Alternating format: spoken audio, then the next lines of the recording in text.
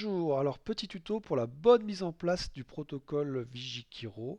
Alors la première chose à faire, c'est tout simplement de prendre connaissance du guide technique qu'on a rédigé, où il y a toutes les informations, le détail vraiment des éléments à télécharger, les éléments à acheter, etc., les références matérielles, enfin bref, il y a vraiment tout. Et puis bah, après, d'une manière concrète, on va acquérir des batloggers S2, donc c'est ça, c'est le enregistreur automatique. Et la première chose que vous aurez à faire, c'est d'enlever les vis et pour simplement aller changer la carte SD. Donc on va mettre une 64 Go. Et en fait, très concrètement, on l'ouvre et la carte elle est là, on pousse et on va pouvoir changer simplement le matériel. Après, il faut bien refermer. Et puis après, bah, ça se pilote très facilement avec l'application du téléphone portable. Comment le mettre en place? Bah, on va veiller surtout à ce qu'il n'y ait rien devant, à hauteur d'homme, donc 1 mètre, 1 mètre 50. Et puis on va éviter d'avoir des gros surfaces planes derrière qui pourraient faire des réverbérations le long d'un mur ou vraiment un gros arbre, donc suspendu sur un piquet au bout d'une branche, etc. Ça fonctionne très bien. Pour la suite des opérations, quelque chose d'important à avoir en tête, c'est qu'il faut travailler sur des nuits complètes. Donc si votre carte est pleine au bout de 2 nuits et demie, il faut juste travailler sur les 2 premières nuits. Vous ne prendrez pas en compte le reste des enregistrements. Alors autour du terrain, on va aller récupérer son batlogger. On va le brancher sur le PC. Et là, on va avoir un dossier par nuit.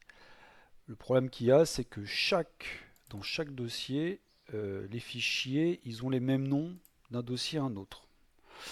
Donc, ce qu'on va faire dans un premier temps, moi, ce que je fais, c'est tout simplement, je vais créer un dossier temporaire. Donc là, ça va être le site,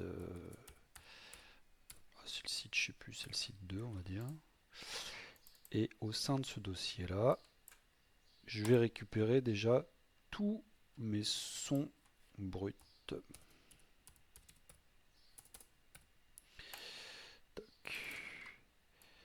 Et je vais récupérer mes 3 dossiers et je vais les couper, CTRL X, et les coller dans mon dossier.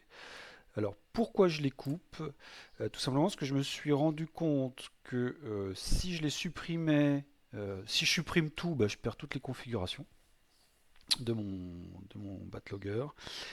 Et si je fais supprimer depuis mon application, si je fais effacer les données, alors plusieurs fois, après par la suite, ça enregistrait plus qu'une nuit. Alors je sais pas si c'est un bug, si c'est une erreur de manip ou quoi que ce soit, mais en tout cas, depuis que je copie-colle, je coupe-colle, ça fonctionne.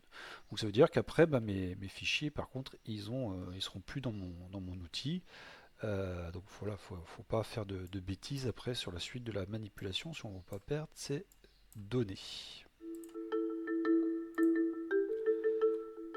Alors donc c'est pas le site 2, c'est le site F2. Donc là, j'ai récupéré tous mes sons bruts depuis mon bat logger. Donc maintenant, ce que je vais faire, c'est que je vais les renommer. Donc là, j'utilise le logiciel euh, ArtRenamer. Donc là, on va chercher le dossier où j'ai mes sons. Site F2, donc je prends le premier dossier.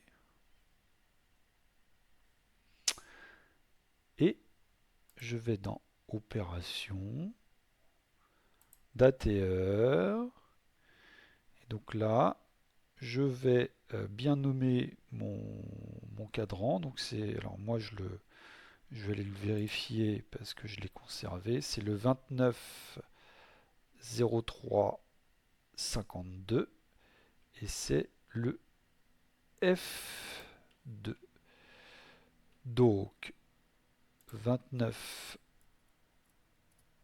03 52, c'est bien 2025, c'est le passage 1, c'est le point F2, et mon enregistreur c'était le 06 98.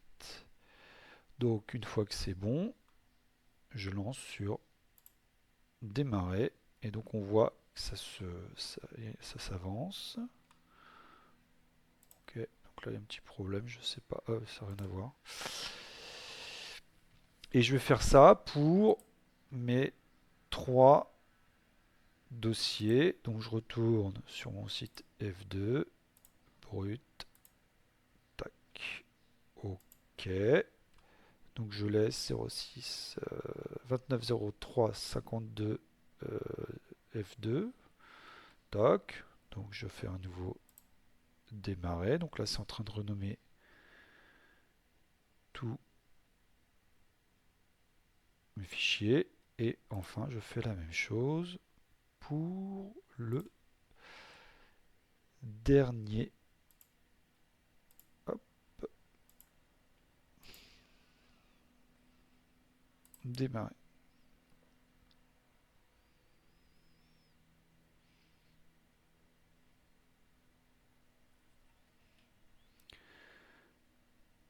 Donc là, j'ai dans chacun de mes dossiers mes sons qui vont être comme il faut, nommés avec le nom du cadran, le point, mon numéro d'enregistreur, et ainsi que la date, donc 2025 juin 30, et l'heure, donc 21h55 26. Et donc ça j'ai pour chaque nuit. Alors on note au passage que il y a des fichiers pour lesquels ça n'a pas marché.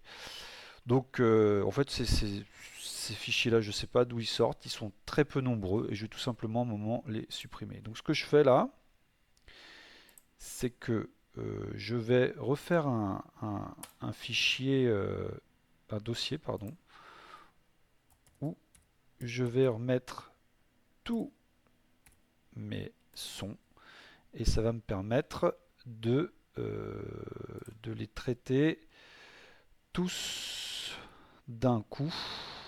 Donc là, je retourne sur mon bureau.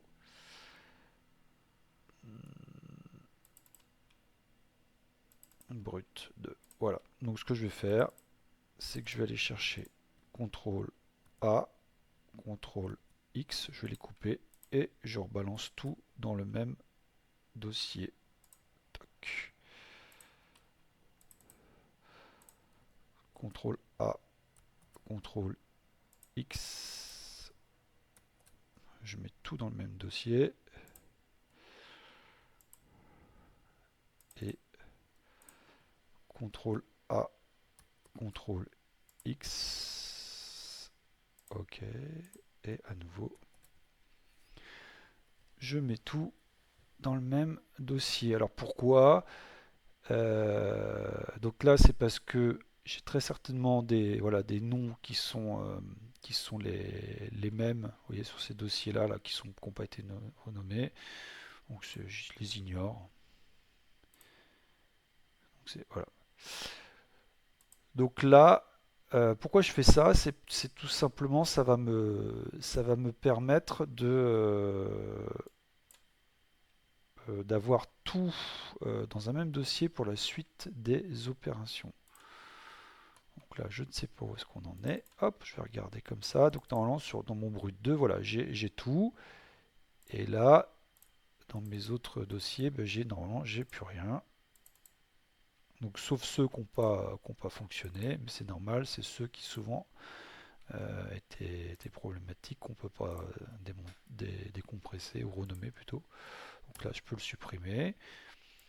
Donc là maintenant, j'ai mes sons. Donc ce que je fais, c'est que je vais tout simplement supprimer tous ceux qui n'ont pas été renommés. Donc voilà, ça fait que 164 éléments sur 12 000. Donc voilà, donc c'est pas grave. Donc je les supprime, ceux-là. Et maintenant, ce que je fais, c'est je vais changer je vais trier par type et c'est pareil, je sais pas trop ce que c'est que ces petits fichiers là qui sont pas des fichiers son et je vais les tout simplement les supprimer également. Toc.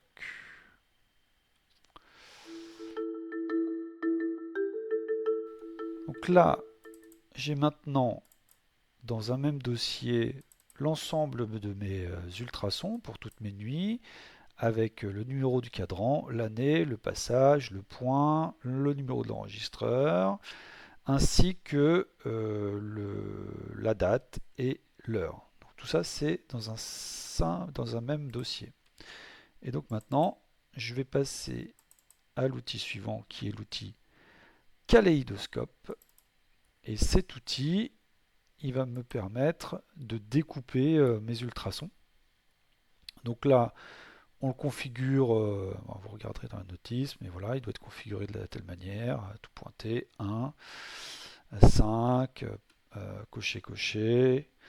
Et donc là, je vais aller chercher le dossier sur mon bureau où sont mes sons, sélectionner un dossier, et je vais le faire revenir tous les sons voilà, dans le même dossier, et je lance le processus.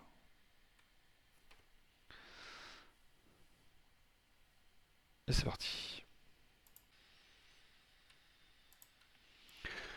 Donc là, Kaleidoscope a fini de découper les ultrasons. Donc j'ai bien tous mes sons qui sont disponibles ici. Le premier son, il commence donc le 30 juin à 21h, premier enregistrement à 21h55 et il se termine le 3 juillet à 6h48, 6h50 quoi.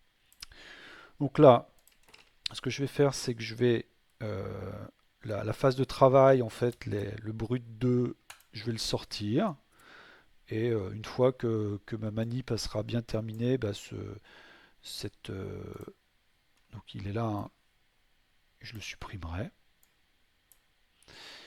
Et maintenant, je vais transférer mes sons au muséum. Donc, je me connecte sur le Vigie. J'étais déjà. Je vais sur site. Alors moi, j'ai beaucoup de points, mais normalement, il devrait y avoir beaucoup moins. Donc moi, je sais que le cadran, c'est le 29 03 52. Donc c'est bien un de mes sites. Voilà. Et donc là, je vais aller ajouter une nouvelle participation. Donc ma participation, elle commence en juin le 30 à 21h55 et elle se finit en juillet le 3 à 6h50. Le point du site, donc, c'est le F2. Le numéro de série du détecteur, donc moi, je dis que c'est le BatLogger 0698. Le type d'enregistreur, c'est un BatLogger SD. La position, elle est au sol. Et le type de micro, c'est un micro interne. Donc là, je sauvegarde. Et je vais pouvoir aller transmettre mes sons. Donc, uploader les fichiers. Donc là, je vais aller chercher mon répertoire, mon dossier qui est sur mon bureau où j'ai l'ensemble des sons. Donc c'est bien le site F2, hein, pas confondre avec les bruts. Voilà, c'est bien le site F2. Envoyer. J'autorise. Et là, tout de suite, on va pouvoir voir si ça fonctionne bien en fonction. Donc voilà, il y a 3 erreurs, donc c'est normal, il y a toujours des petites erreurs. Mais là, on voit bien que pour le reste des fichiers, c'est bien parti. Et donc là, voilà, c'est parti pour la transmission. Et donc si on descend tout en bas, on voit l'avancée des transmissions. Donc là, j'ai plus qu'à attendre que tous mes sons soient transmis. Donc quand tous les sons ont été transmis et que l'analyse a été réalisée par Tadarida, on a une fiche récapitulative avec l'ensemble des éléments de la session, ainsi que le bilan de la participation. Donc on reçoit normalement par email le bilan détaillé, et on peut le redemander, ce bilan, donc le tableur de l'analyse, par email. Il suffit de recliquer là et on le reçoit à nouveau. Il est intéressant d'aller vérifier que le boulot a bien fonctionné, tout simplement en allant regarder le tableur et en vérifiant qu'il y a bien des sons. Des fois, on peut recevoir un tableur vide quelques instants, enfin quelques minutes après l'envoi. C'est un petit bug, mais généralement après quelques heures, on reçoit le tableur en bonne et due forme. Donc à vérifier. Et on peut s'amuser à visualiser nos données avec l'outil KiroSurf, donc sans aller jusqu'à l'analyse des sons, qui est possible avec ce logiciel.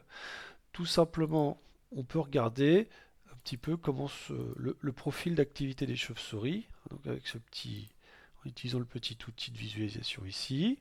On va chercher le fichier et on va faire afficher les points. Et donc là, on a en fonction de l'identification, eh ben, un peu le profil d'activité. Donc là, on voit que les pipistrelles vont chasser sur mon point vraiment tout au long de la nuit. Probablement, là, j'ai de la sérotine et de la noctule de l'Essler qui se sont baladés. On voit de la cule là, qui passe. Et là, ces points-là, c'est du grand rhinolophe. Donc on voit que l'activité du grand rhinolophe, elle, pour le coup, elle est très très ponctuelle. Là, je sais pas ce que c'est. Ouais, une noctule commune, donc à aller vérifier. Voilà, l'idée c'est surtout si on voit un gros nuage de points d'une espèce au début et un gros nuage de points en fin de chasse, fin de journée, c'est probablement signe de la présence d'une colonie. Et puis évidemment, bah, c'est aussi avec cet outil-là qu'on va pouvoir aller travailler sur les analyses d'ultrasons.